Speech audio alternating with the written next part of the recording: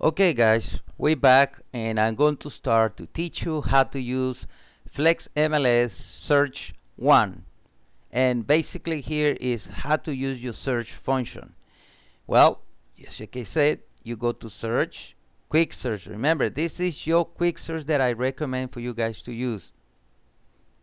Once you open, it opens this window. Now, on this window, guy, remember to use my template, rest today residential. That's for residential.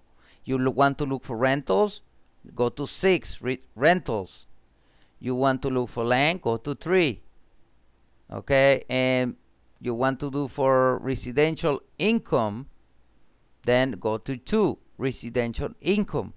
What residential income is for duplex, fourplex, triplex. Okay, that's what residential income means. So now, but right now we're focusing on just residential, which is going to be the 99% of your searches.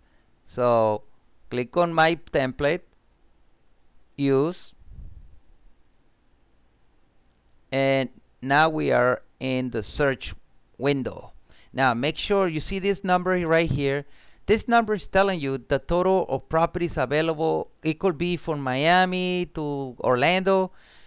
The point is, it is not giving you a specific where all these 49,000 are. It could be the entire state of Florida. But again, this is where you start. Now, there's many ways for you to create a search. One of them is by, you see this little window right here, guys? This little window here, you can either type a zip code, an address, an MLS ID, an area code, if you know the area codes, and a city. So let's start by typing a zip code. Let's say somebody say, hey, I want a property on 34953. Enter 34953. It brings this little window here. Select zip code, double click on it, and it will add here. You guys see that right here? It's telling me that in that zip code there's 309. Now what? Could be duplex, condominiums, townhouses, and houses.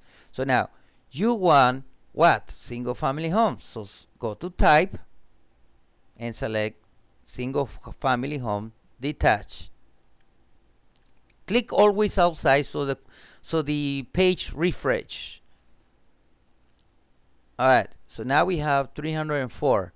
Now the other thing is you ask your client, obviously, what is your price range? Well, let's say they said, hey, I'm looking between 0 maximum. My maximum is 200,000.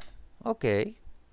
Now, pay attention to something. I entered 200,000, but I don't have to enter the 3 other zeros because they are automatically entered by for you. So they are right here. You just enter 200,000, 200, and that's it. So it's telling me that from 0 to 200, there's 154 properties. Now you start asking your client, how many bedrooms? Well, he might say, hey, I want minimum 3. Okay. Now, you guys see, if somebody say minimum 3, you don't need to put 3 to 4. You just leave it minimum because here, you guys see that? Plus. So that's telling that any 3 or more will be showing on this search. Okay. Same thing for beds. So they tell minimum 2. Okay, minimum 2. But you guys see that each time you enter something, this number starts changing. Now, they said, well, I don't want a small house. I want at least 1,800 square feet, which is a pretty good decent size. Wow, now it dropped to 42, right? And then they said, well, yeah, but then I don't like an old home. I want at least 2,000 and up. Okay, 2,000 and up. So guys see that I don't put 2,000 to 2,050, and I just leave it like 2,000. It will show me any property from 2,000 and up. But that's why it has the plus sign. And let's say once you're done, this is your search, guys. Now you can go to detail. I'll recommend to go to detail right here. And the reason is that way you can see you can scroll down on the properties right here, and you will see the details on your right side, which is here. And once you scroll, and let's say you select some properties for your client, you can individually select. You guys see that? I can select a couple then and go to email and email it to my client, or I can just select all. You guys see that? I click right here in this little box. I will remove it. You see everything is unchecked. I click on this little box right here and everything is checked now. So now that's a quick way to check. Now somebody say, can you email me the property? Sure. You go to email and then just quick something. You guys see it says public. Please, if you're going to send it to a client, never change it to private. Private is just for you, the agent.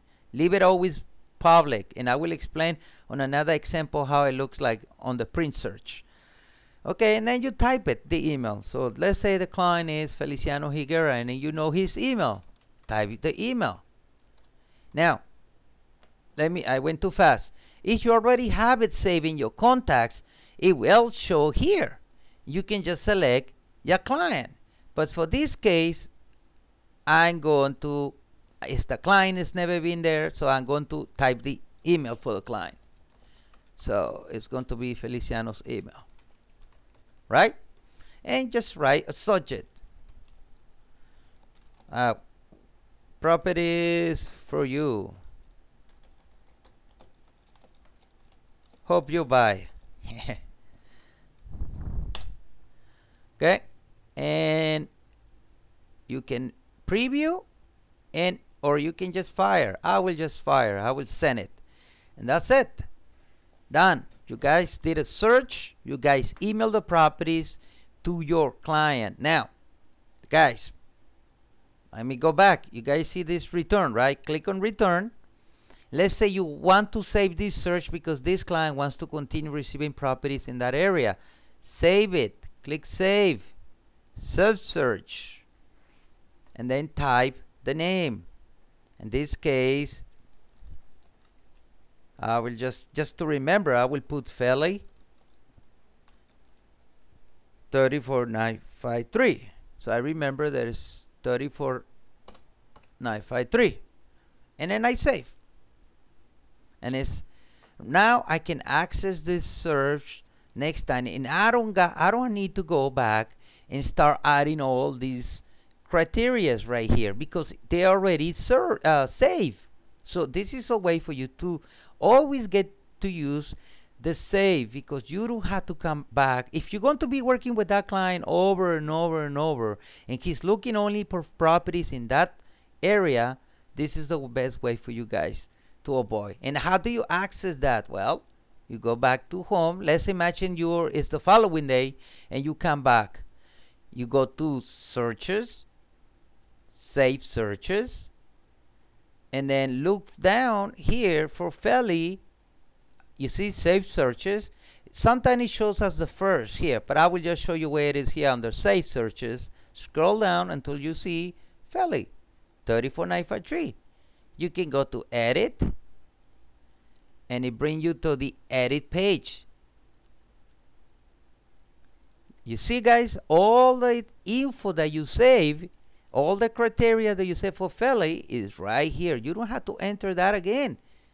Okay, this is a way for you guys to learn how to create a simple search with a zip code if you're not familiar yet with areas and other type of searches. So this is video search 1, zip code, and I will move to another type of search in my next video.